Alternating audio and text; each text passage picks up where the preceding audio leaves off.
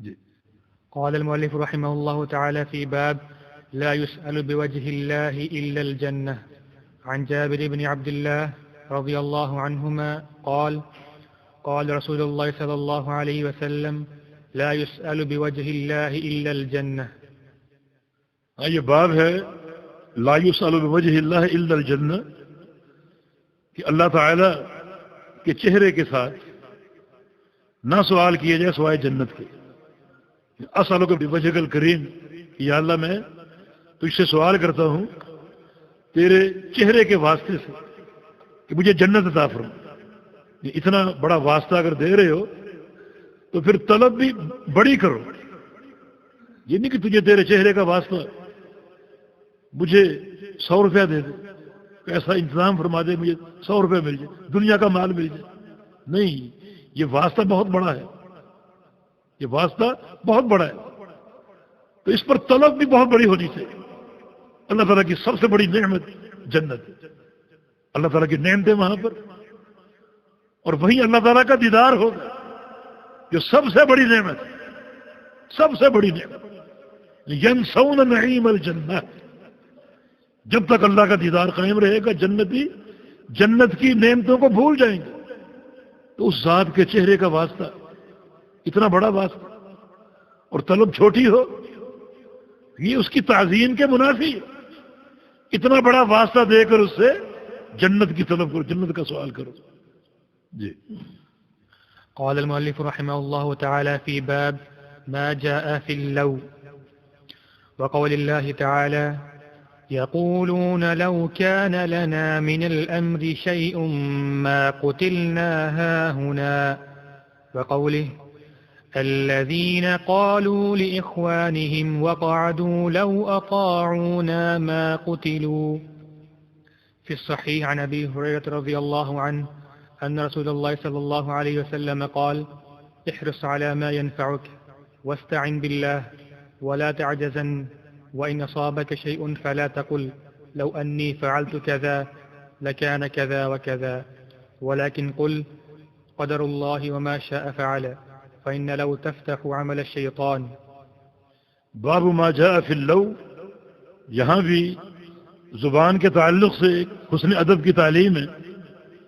اگر کہنا، اگر میں یوں کرتا تو یوں ہو جاتا، اگر یوں نہ کرتا تو یوں نہ ہوتا. اس کا شریعت اسلامیہ میں کیا حکم؟ اگر کہنا. دیکھیں، اگر کہنا اس میں جو سب سے بڑا عیب یا نقص یا محظور ہے وہ اللہ تعالیٰ کی تقدیر کے ساتھ عدم رضا ہے. یہ اگر کہنا اللہ تعالیٰ کی تقدیر پر ایمان کے منافی ہے. تمہارا دل ایمان بالقدر، تقدیر پر ایمان سے ایسا بھر جائے مضبوط. آگے یہ مستقل باب آ رہا ہے کہ اگر کوئی نقصان ہوتا ہے، کوئی شر پہنچتا ہے، تو اس تعلق سے اللہ تعالیٰ کی تقدیر پر ایمان لاؤ کہ اس کی تقدیر کا فیصلہ جو نافذ ہو گیا. اگر مت کہو، یہ تقدیر پر ایمان لانے کے منافی. جو شخص اگر کہتا ہے وہ تقدیر پر اعتراض کر رہا ہے، اور جو شخص تقدیر پر اعتراض کر رہا ہے وہ اللہ تعالیٰ کو رب مان کر راضی نہیں. یہ ضروری ہے کہ اس کو رب مان کر راضی ہو جاؤ. خالی رب کہنا کافی نہیں، بلکہ رب مانو اور رب مان کر راضی ہو جاؤ. صحیح مسلم کی حدیث ہے، ذاق طعم الایمان من رضی باللہ ربا وبالاسلام دینا وبمحمد الرسول صلی اللہ علیہ وسلم. اس شخص نے ایمان کے ذائقے کو چکھا، حلاوت ایمانی کو پایا، جو راضی ہو گیا اللہ کو رب مان کر، اسلام کو اپنا دین مان کر، اور محمد صلی اللہ علیہ وسلم کو اپنا رسول مان کر. صرف ماننا کافی نہیں بلکہ ساتھ راضی ہو. راضی ہونے کا معنی یہ کہ بس یہی ہے اور کچھ نہیں. من رضی باللہ رب، راضی ہو اللہ تعالیٰ کو رب مان کر، جو میرا رب ہے. بس زبان سے اظہار نہ ہو بلکہ اس پر راضی ہو، میں اس پر راضی ہوں. تو اگر کہنا یہ اللہ تعالیٰ کی ربوبیت کے ساتھ رضا کی علامت نہیں ہوگا. جو رب مان کر راضی ہے اس قسم کے جملے وہ استعمال نہیں کرتے. اور جو شخص اللہ تعالیٰ کو رب مان کر راضی نہیں، اس کے اندر تحقیق توحید نہیں، اس نے توحید کو نہیں اپنایا، اس کی توحید میں خلل ہے، نقص ہے. تو اس ادب کو سمجھو. ویسے اگر کہنا ہے، اس کے کچھ استعمالات ہیں. لو استعمال کرنے کے، لفظ اگر استعمال کرنے کے کچھ طرق ہیں، کچھ انواع ہیں اس کی، کچھ اس کے استعمالات ہیں. ان میں سے بعض درست اور بعض غلط ہے. پہلا استعمال، لو استعمال کرنا شریعت پر اعتراض کرتے ہوئے. انہیں ایک مسئلہ شریعت کا، اس پر آپ نے عمل کیا، اس پر نقصان ہو گیا. آپ کہیں کہ اگر یہ عمل میں نہ کرتا یہ نقصان نہ ہوتا. جیسے منافقین نے کہا اگر ہم جنگ احد میں شریک نہ ہوتے تو اتنی یہ موتیں نہ ہوتی، اتنے قتل نہ ہوتے. یہ شریعت پر اعتراض. غزوہ اور جہاد اللہ کا امر تھا، نبی اسلام کا امر تھا. اس میں جانا اور شریک ہونا، اور پھر جو بھی شہادتیں ہوئیں سب اللہ تعالیٰ کی حکمتیں. ان پر ایمان لاؤ، ان کو قبول کرو، اس پر راضی ہو جاؤ. آگے یہ مستقل باب آ رہے. تو اگر کا لفظ استعمال کرنا شریعت پر اعتراض کرتے ہوئے یہ باطل، جیسے منافقین نے کیا کہ یہ 70 شہادتیں ہوئیں جنگ احد میں شریک ہونے کی بنا پر. اگر شریک نہ ہوتے، ہماری بات یہ مان لیتے، جہاد میں نہ جاتے تو یہ قتل نہ ہوتے. یہ اگر ناجائز. آگے اس پر ان قرآن کی آیت آ رہی ہے، یقولون لو کان لنا من الامر شیء ما قتلنا هاهنا. حالانکہ منافق تو ایک بھی نہیں مارا گیا. جو 70 شہادتیں ہوئیں وہ اپنی طرف منسوب کریں، زیادہ مدینے کے صحابہ تھے، انصار صحابہ. یہ ان کے صدق ایمان کی نشانی. نبی علیہ السلام کے ساتھ یہ عہد کیا تھا اپنی جانیں قربان کریں گے، اور جنگ احد میں کر دی. انس فرماتے ہیں کہ اکثر شہدائے احد انصار صحابہ، جو 70 قرا شہید ہوئے تھے دھوکے سے، سارے انصار تھے. مسیلمہ کی جنگ میں 70، یمامہ میں 70 شہید ہوئے، سارے انصار. یہ قربانیوں کی داستان ہے. منافقین کہتے ہیں اگر ہمیں معاملے کا کچھ اختیار ہوتا ہم یوں قتل نہ کیے جاتے. دوسری آیت الذین قالوا لاخوانہم وقاعدوا لو اطاعونا ما قتلوا. منافقین اپنے بھائیوں سے کہتے ہیں وقاعدوا، خود بیٹھ کے گھروں میں، خود نہیں نکلے میدان میں، خود بیٹھے ہو. صحابہ شہید ہوئے، اپنے بھائیوں سے کیا کہہ رہے؟ لو اطاعونا ما قتلوا، اگر یہ ہماری اطاعت کر لیتے تو یوں نہ مارے جاتے، قتل نہ ہوتے. منافقین میدان احد سے بھاگ گئے تھے، جنگ بدر سے بھی، احد سے بھی. حکمت ہم آگے پڑھیں گے اس کی کہ جنگ احد میں جو کچھ ہوا اس میں خالق کائنات کی کیا حکمتیں اور کیا مقاصد شریعت ہے اور کیا اس میں عقیدے کی باریکیاں ہیں. لیکن منافقین نے یہاں لو کا لفظ استعمال کیا. تو لو کا لفظ اگر آپ استعمال کریں کسی شرعی عمل پر اعتراض کرنے کے لیے تو یہ باطل. یا لو کا لفظ آپ استعمال کریں کسی تقدیر کے معاملے پر اعتراض کرتے ہوئے تو یہ باطل ہے. اعتراض علی القدر، تقدیر کے مسئلے پر، قدری و کونی مسئلے پر آپ اعتراض کرتے ہوئے لفظ لو استعمال کریں تو یہ باطل. مثلا گھر سے آپ نکلے ایئرپورٹ جانے کے لیے، لیٹ ہو گئے، فلائٹ نکل گئی. یہ تقدیر کا مسئلہ. فلائٹ نکلنا اللہ کی تقدیر میں لکھا ہوا تھا، اس پر راضی ہو جاؤ. یہ ایمان بالقدر کی گہرائی ہے. اب آپ کہیں اگر میں الارم لگا لیتا، جلدی یہاں کھل جاتی، جلدی گھر سے نکل آتا، راستے میں اگر ٹریفک جام نہ ہوتی تو فلائٹ مل جاتی. فلائٹ کا ملنا محال ہے، چھوٹ گئی، مانا اللہ کی تقدیر میں یہی لکھا ہو. اب دنیا کی کوئی طاقت اس فلائٹ کو یہ تمہیں فراہم نہیں کر سکتی. تو اس کے فیصلے پر راضی ہونا. تو یہ اعتراض کس چیز پر ہے؟ اللہ کے امر قدری پر. ایسا نہیں کہنا چاہیے. اللہ تعالیٰ کے امر قدری پر یہ اعتراض، اس کو قبول کر لو. اس طرح لو کا استعمال ندامت اور حسرت کے مقامات پر، خواہ وہ امر شرعی ہو یا امر قدری ہو، اس تحسر کا فائدہ کیا ہے؟ اس حسرت کا فائدہ کیا ہے؟ اس ندامت کا فائدہ کیا ہے؟ جو ہونا تھا وہ ہو گیا، یہ اللہ کا امر قدری ہے، اس پر راضی ہو جاؤ تاکہ اللہ تم سے راضی ہو۔ تقدیر اللہ کا امر ہے، دنیا کا ہر تغیر اللہ کے امر سے ہو رہا ہے، اس پر راضی برضا ہونا یہ اللہ کی رضا کا باعث ہوگا، اور ندامت کرتے رہنا، کوستے رہنا، حسرت کا اظہار کرتے رہنا، نہ اس کا فائدہ ہے اور نہ یہ تقدیر پر ایمان لانے کا قرینہ ہے۔ اس نقصان کو قبول کر لو، میرے رب کی رضا ہے۔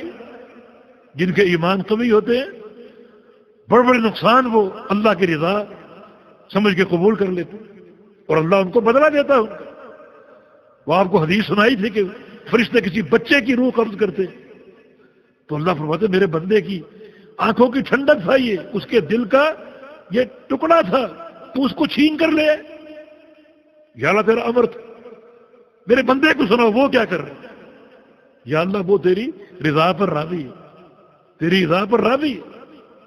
اللہ تعالیٰ فرشتوں کو حکم دیتا ہے میرے بندے کا ایک عالی شان محل بناؤ جنت میں، ایک ایسے مقام پر جو حمادین کا علاقہ ہے، حمادین کی کالونی ہے وہ، جہاں وہ لوگ رکھے جائیں گے جو لوگ دکھ اور تکلیف پہنچنے کے باوجود اللہ کی رضا پر راضی ہوں، وہ رکھے جائیں۔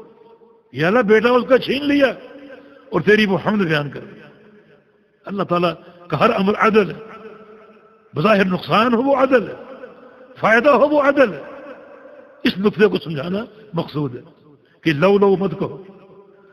چوتھا استعمال، لو کا استعمال تقدیر کے ایسے مسئلے پر جس سے اپنے گناہ پر بندہ دلیل پیش کرے، یعنی میں نے فلاں گناہ کیوں کیا؟ تقدیر میں لکھو اللہ کی چاہت ہے، اللہ نے چاہا ہے، تقدیر میں لکھا ہوا ہے۔ فلاں گناہ میں نے کیا، ہو گیا، تقدیر میں یوں ہی لکھا ہوا۔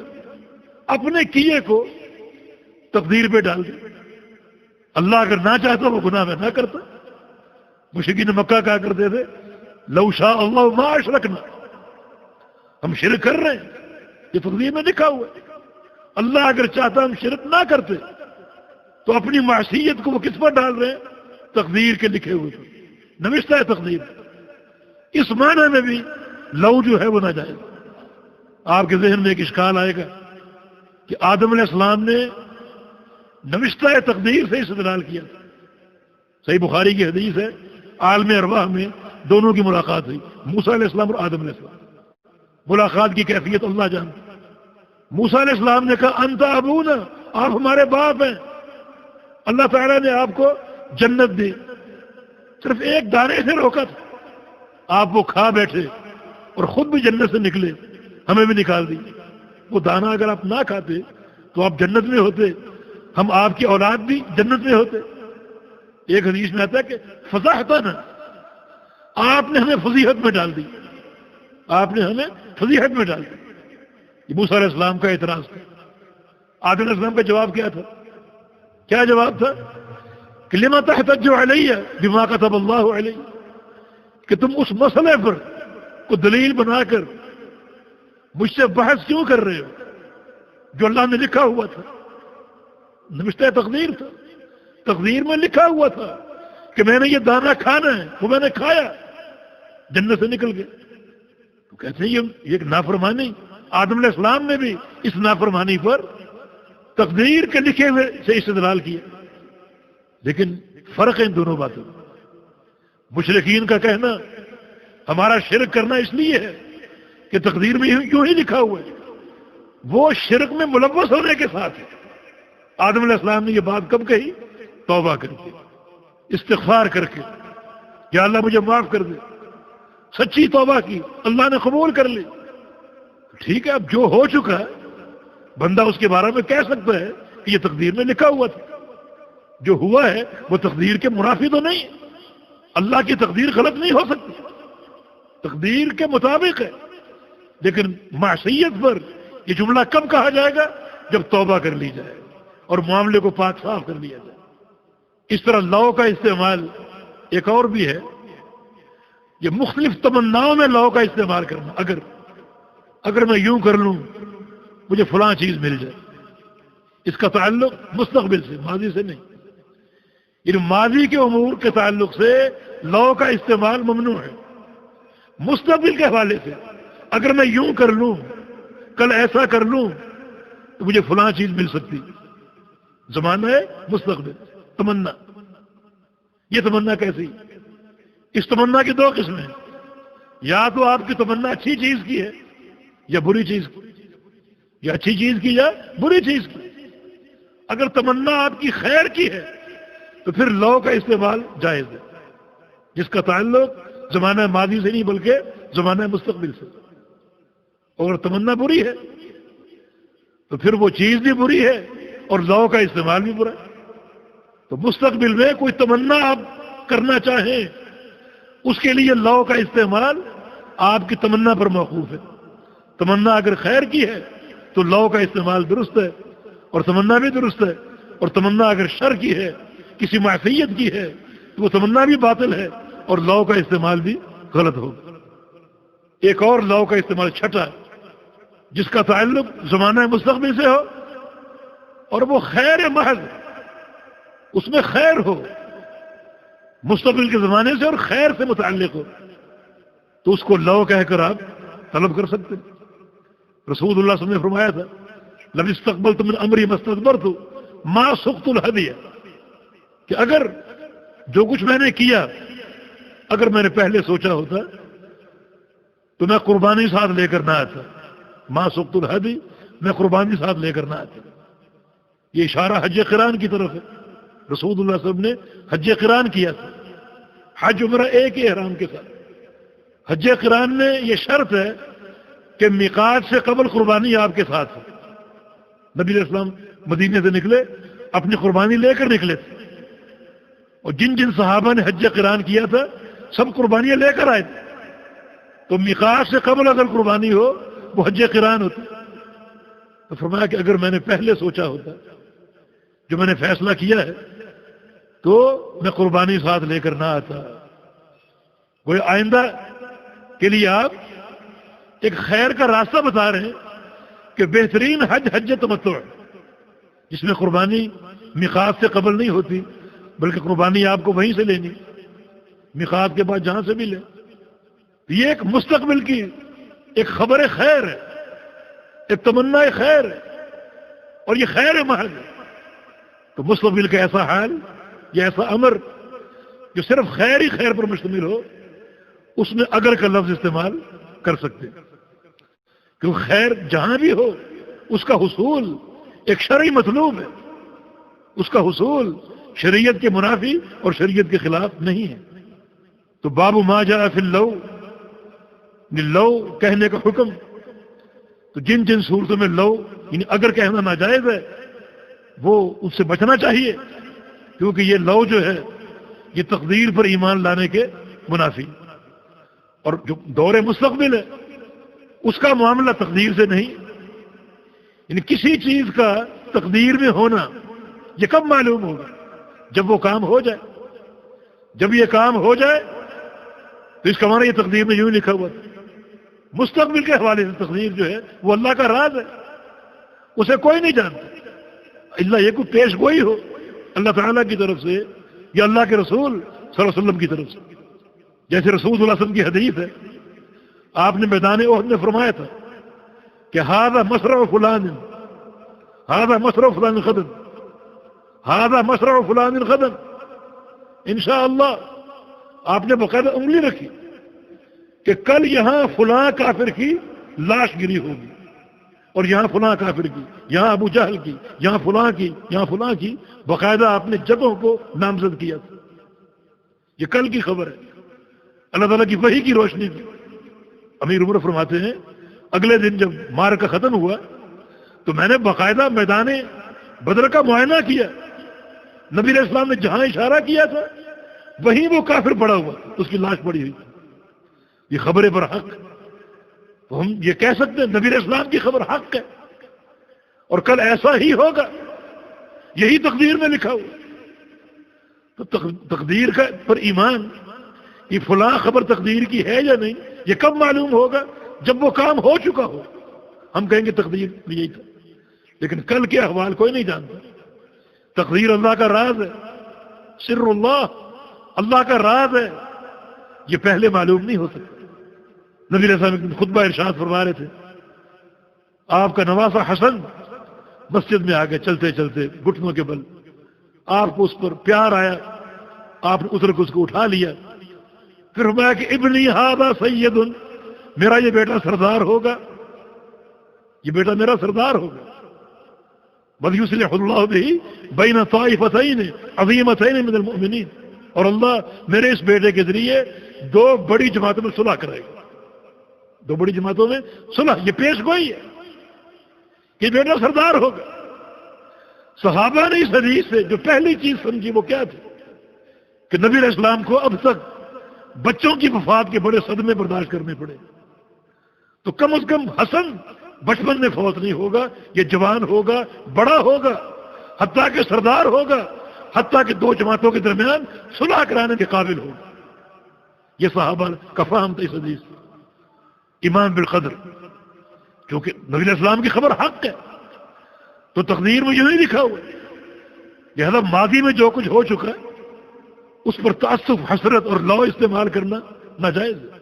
لو استعمال کرنے کی جو جائز صورتیں ہیں ان کا تعلق زمانہ مستقبل کے لیے ہے، اور وہاں ہے جہاں حصول خیر مقصود ہے، حصول شر میں منع ہے۔ تمنا اگر باطل ہے پھر منع ہے، یہ بھی تمنا خیر کی ہے، یہ تمنا خیر کی ہے۔ موسیٰ اور خضر کے واقعے میں، موسیٰ علیہ السلام اور خضر علیہ السلام، وہ واقعہ معروف ہے، اس میں صرف 3 علمی حقائق کا علم ہوا بس۔ موسیٰ علیہ السلام بھی جلدی کر گئے اور خضر بھی جلدی کر گئے، اور پھر دونوں میں فراق ہو گیا۔ رسول اللہ صلی اللہ علیہ وسلم نے فرمایا لو صبر موسیٰ، اگر موسیٰ صبر کر لیتے تو ہمیں اور واقعات کا علم ہوتا اور حقائق کا علم ہوتا۔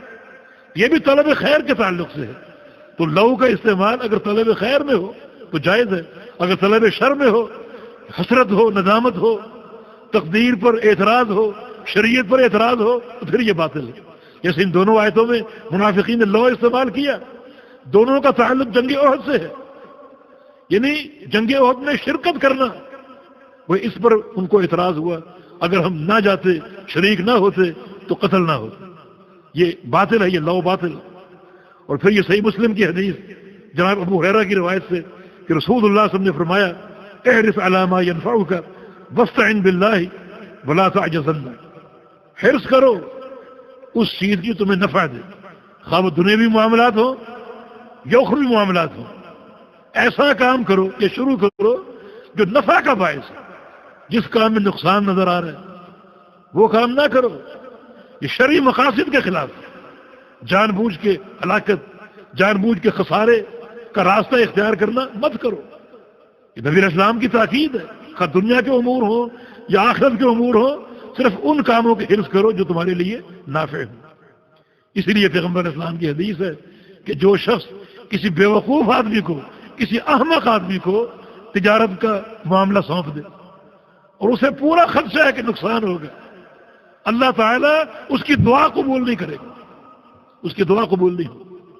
اور فرمایا کہ جو شخص جس کی بیوی ہو، بد اخلاق ہو، اور اس کو وہ طلاق نہیں دیتا، اس کی دعا بھی قبول نہیں ہو۔ صحیح الجامع صغیر میں یہ حدیث۔ تو احرص علی ما ینفعک، تم حرص کرو کس چیز کی؟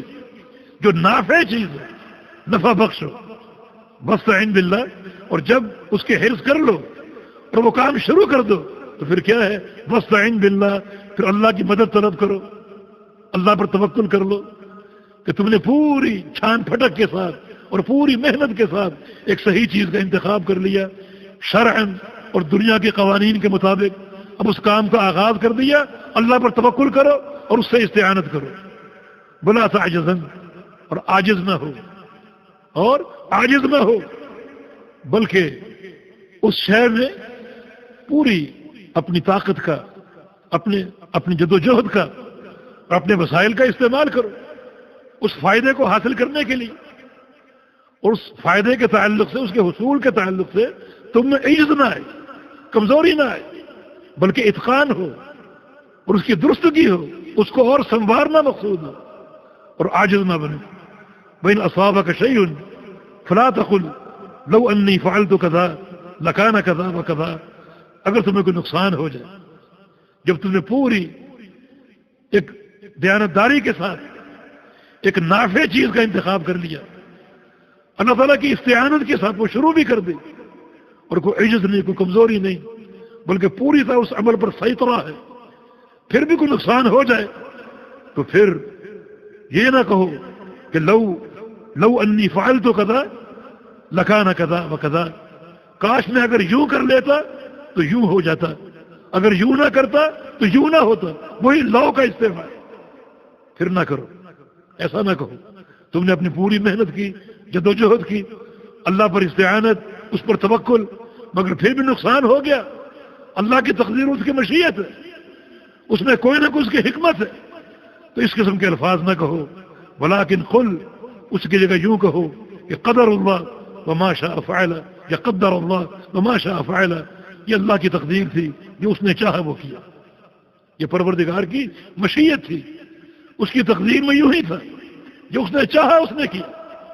اس قسم کے جملے استعمال کرو گے، اللہ کی تقدیر پر معاملے کو جو ہے وہ اس تقدیر سے منسلک کرو گے، تو اس میں قوی ایمان بالقدر جو ہے وہ ثابت ہوگا کہ تقدیر پر کتنا قوی ایمان. اور یہ ایمان کی مضبوطی یہ در حقیقت اللہ کی رضا کا موجب ہے، اور آگے کامیابی کا باعث ہے.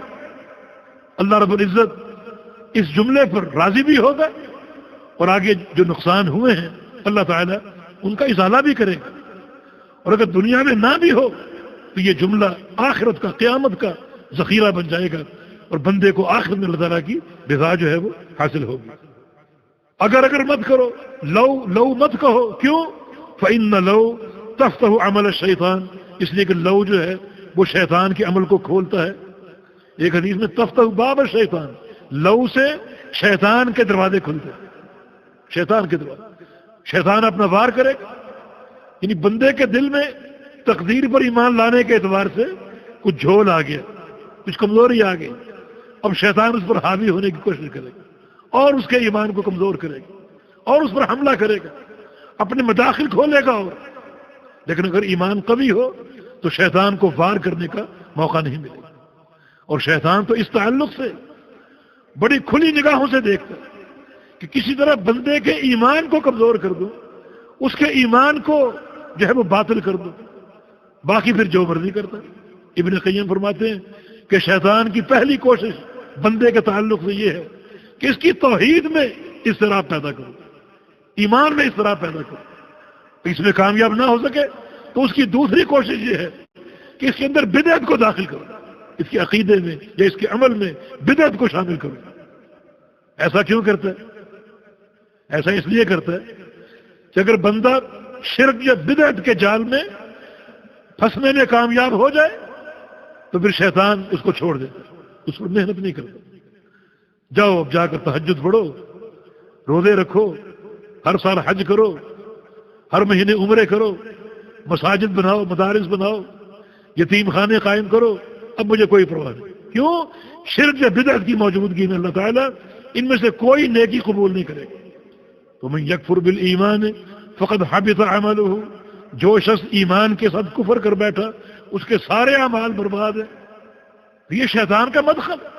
اب شیطان نے دیکھا کہ اس نے جملہ کہا ہے، یہ جملہ ایمان بالقدر میں چھول ہے، تو اب وہ اس پر حاوی ہوگا اور اس میں مساوس ڈالے گا اور اس کو ایمان سے دور کرے گا اور بالآخر اپنے جال میں پھنسانے میں کامیاب ہو جائے گا. تو شیطان کے مداخل مت کھولو، اس کے دروازے مت کھولو. کوئی نقصان ہو، کوئی شر ہو، کوئی نقصان پہنچ جائے، خسارہ پہنچ جائے، بس میرے پروردگار کی تقدیر، یہ اس کا فیصلہ مجھے قبول ہے اور میں اس سے راضی ہوں. اور آئندہ اپنے عمل میں اتقان پیدا کرے، وہ اتقان جو شرعاً یا دنیا کے قواعد میں مطلوب ہے، وہ اتقان پیدا کرے. جی. قال المؤلف رحمه الله تعالى في باب النهي عن سب الريح عن أبي بن كعب رضي الله عنه أن رسول الله صلى الله عليه وسلم قال لا تسبوا الريح فإذا رأيتم ما تكرهون فقولوا اللهم إنا نسألك من خير هذه الريح وخير ما فيها وخير ما أمرت به ونعوذ بك من شر هذه الريح وشر ما فيها وشر ما أمرت به. جی یہ جامع ترمذی کی حدیث ہے، امام ترمذی نے اس کو صحیح کہا ہے، اور یہ باب جیسا باب پہلے گزر چکا ہے، باب النہی عن سب الريح، ہوا کو گالی دینے سے منع کرنا، ہوا کو گالی دینے کی ممانعت. اس سے قبل حدیث باب گزرا ہے باب النہی عن سب الدہر، زمانے کو گالی دینے سے روکا گیا، منع کیا گیا. تقریباً اس سے ملتا جلتا باب ہے، البتہ سب الدہر میں عموم ہے جس میں سب کچھ ہے، اور ریح ہوا کو گالی دینا، آندھی کو گالی دینا اس میں خصوص ہے. یعنی ایک خاص چیز کو بندہ دیکھے، آندھی کو دیکھے، طوفان کو دیکھے یا ہوا کی شدت کو دیکھے، اس سے کوئی نقصان ہو جائے تو اس سے ہوا کو اور طوفان کو گالی مت دے. ہوا اور طوفان اپنی مرضی سے نہیں آیا بلکہ کسی مدبر کی تدبیر سے آیا، اور مدبر اللہ رب العزت. اگر آپ گالی دیں گے تو وہ کہاں پہنچے گی؟ اس آندھی اور طوفان کو نہیں بلکہ مدبر تک پہنچے گی. اور یہ چیز کمال توحید کے منافی، کمال توحید کے منافی. اور اگر اس بندے کا عقیدہ یہ ہو کہ آندھی کا آنا، طوفان کا آنا کسی مدبر کے بغیر ہے اور کسی کے امر کے بغیر ہے، تو یہ دہریت ہے، یہ کفر بھی ہے اور شرک بھی ہے. یہ حدیث ابی بن کعب رضی اللہ عنہ کی، فرماتے ہیں کہ رسول اللہ صلی اللہ علیہ وسلم نے ارشاد فرمایا لا تسبوا الريح، ہوا کو گالی مت دو. فَإِذَا رَأَيْتُم مَّا تَكْرَهُونَ، اگر اس ہوا کے نتیجے میں تم دیکھو کوئی مکروہ چیز، کوئی ناپسندیدہ چیز، فقولوا، تو کہو اللهم انا نسألك من خیر هذه الريح، یا اللہ تجھ سے ہم سوال کرتے ہیں اس ہوا میں جو بہتری ہے، جو خیر اس ہوا میں موجود ہے، پوشیدہ ہے، ہمیں وہ عطا فرما دے. بخیر ما فیہا، اور جو خیر اس ہوا کے اندر ہے، بخیر ما امرت به، اور جس خیر کے ساتھ اس ہوا کو بھیجا گیا ہے اور معمور کیا گیا ہے، وہ خیر عطا فرما. ونعوذ بک من شر هذه الريح، اور یا اللہ ہم تیری پناہ طلب کرتے ہیں اس ہوا کے شر سے، بشر ما فیہا، اور جو شر اس ہوا میں موجود ہے اس سے، بشر ما امرت به، اور جس شر کے اس ہوا کو حکم دیا گیا ہے اس شر سے ہم تیری پناہ طلب کرتے ہیں. حسن ادب بھی ہے یہ اللہ تعالیٰ کے ساتھ، اور اللہ رب العزت کی شان میں جو سوء ادب ہے. ہوا کو گالی دیں گے یہ گالی اس کے مدبر اور متصرف تک پہنچے گی جو کہ توحید کی کمال کے منافی، اور بعض وجوہ میں شرک اکبر بھی اور کفر بھی. اگر بندے کے دل میں دہریت کے جذبات ہوں اور دہریت کے افکار ہوں، جب بادل بنتے تو نبی علیہ السلام پریشان ہو جاتے، کبھی آتے، کبھی جاتے، کبھی بیٹھتے، کبھی اٹھتے، اور جب بادل برسنا شروع ہو جاتے تو آپ مطمئن ہو جاتے. ایک بار سیدہ عائشہ صدیقہ نے پوچھا کہ یا رسول اللہ صلی اللہ علیہ وسلم، آپ بادلوں کو دیکھ کے پریشان کیوں ہو جاتے ہیں؟ فرمایا کہ بادلوں کے سائے میں ایک قوم پر عذاب آیا تھا، بارش ان کی بند ہو گئی تھی اور وہ قحط سالی میں مبتلا ہو چکے تھے. اللہ نے بادل نمودار کر دیے، نافرمان قوم تھی. سارے مرد عورتیں اس بادل کے نیچے آ گئے، ابھی بارش برسے گی، ہم سیراب ہو جائیں گے. لیکن وہ بارش نہیں تھی، ریح فیہا عذاب علیم، وہ تو دردناک عذاب لے کر آیا ہوا تھا. جب ساری قوم جمع ہو گئی تو بادل نے بجائے بارش کے آگ برسا دی اور پوری قوم بھسم ہو گئی. میرے پروردگار کے فیصلے، وہ جب چاہے، نافرمانیاں تو ہوتی ہیں، جب چاہے وہ عذاب لے. تو بادلوں کو دیکھ کے پریشان ہوتا ہوں میں، اور جب بارش برستی ہے، اللہ کی رحمت پہنچ جاتی ہے تو پھر میں مطمئن ہو جاتا ہوں. بارش جو ہے وہ رب کائنات کی رحمت. اس لیے فرمایا اس رحمت کو دیکھو تو اللہ سے اور مانگو اور اس سے سوال کرو. اس کی رحمت جوش میں آئی ہے، تمہیں وہ عطا فرما رہا ہے، پانی عطا فرما رہا ہے، لیٹسٹ اللہ کی رحمت تم پر برس رہی ہے. تو جو تمہاری حاجات ہیں کہ یا اللہ تو یہ رحمت برسا رہا ہے، مجھ پر فلاں رحمت بھی کر دے، فلاں رحمت بھی کر دے. بارش کو دیکھ کر دعائیں کرو گے اللہ تعالیٰ قبول کرے. کسی کی نعمت کو دیکھو، کوئی نعمت دیکھو، اپنے لیے مانگو، حسد نہ کرو، بغض نہ کرو، رقابت کا شکار نہ ہو. زکریا علیہ السلام مریم علیہ السلام کے پاس گئی، وہ میوے کھا رہی تھی، پھل کھا رہی تھی. پوچھا انا لکی ھذا، یہ کہاں سے ملے، یہ پھل کہاں سے آئے؟ قالت وہ من عند اللہ، اللہ کی طرف سے، ان اللہ یرزق من یشاء بغیر حساب، اللہ جس کو چاہے بلا حساب روزی دے دے۔ اللہ تعالیٰ کو پھل پہنچا رہا تھا۔ زکریا علیہ السلام نے مریم کی اس نعمت کو دیکھا، زندگی گزر گئی بیٹے کی دعا کرتے کرتے۔ ان بعض تفسیر روایتوں کے مطابق اس وقت ان کی عمر 120 سال ہو چکی، ہڈیاں مسیدہ ہو چکی، بڑھاپا آ چکا، بال سفید ہو گئے، بیوی کا بانج بند سب معلوم تھا۔ مریم کے پاس یہ نعمت دیکھی، ہنالک دعا زکریا ربہ، زکریا نے وہیں دعا شروع کر دی، رب ہب لی من لدنک ذریۃ طیبۃ انک سمیع الدعاء۔ یا اللہ تو مریم کو بے موسم کے پھل دے رہا ہے، اولاد مانگنے کا موسم میرا بھی نہیں، مجھے اولاد عطا فرما دے۔ دیکھیں نعمت دیکھی اور اپنا سوال پیش کر دیا، حسد نہیں، رقابت نہیں، بغض نہیں، اپنا سوال پیش کر دیا۔ بڑی مدلل دعا تھی، ہنالک دعا زکریا ربہ، وہی دعا کی اور اپنی طلب پیش کر دی۔ فنادت الملائکہ، ملائکہ نے پکارا، اور اسی وقت پکارا، اس وقت ندا کی کہ اللہ تعالیٰ نے تمہاری دعا قبول کر دی۔ ان اللہ یبشرک بغلام اسمہ یحییٰ، تو یہ اللہ نے بشارت دے دی ایک بیٹے کی جس کا نام یحییٰ، اللہ نے وہ نام رکھا، دعا قبول ہوگی۔ تو ایسا موقع جہاں پر کوئی رحمت ہو، کسی کی نعمت ہو، آپ اپنے لیے اس نعمت کا سوال کریں اور کوئی نعمت کا سوال کریں، یہ بھی ایک قبولیت کا وقت ہے۔ لیکن اگر ایسے موقع پر حسد ہوگا، بغض ہوگا، تو یہ ایک عقیدے کی خرابی ہے اور دل کا وہ مرض ہے جو آپ کے لیے نقصان دہ ہو۔ حسد کا فائدہ کوئی نہیں ہوگا، کسی کی نعمت پر خوش ہونا، اپنے لیے فوراً سوال کرنا، فوراً طلب کرنا، یہ قبولیت کا باعث ہوگا۔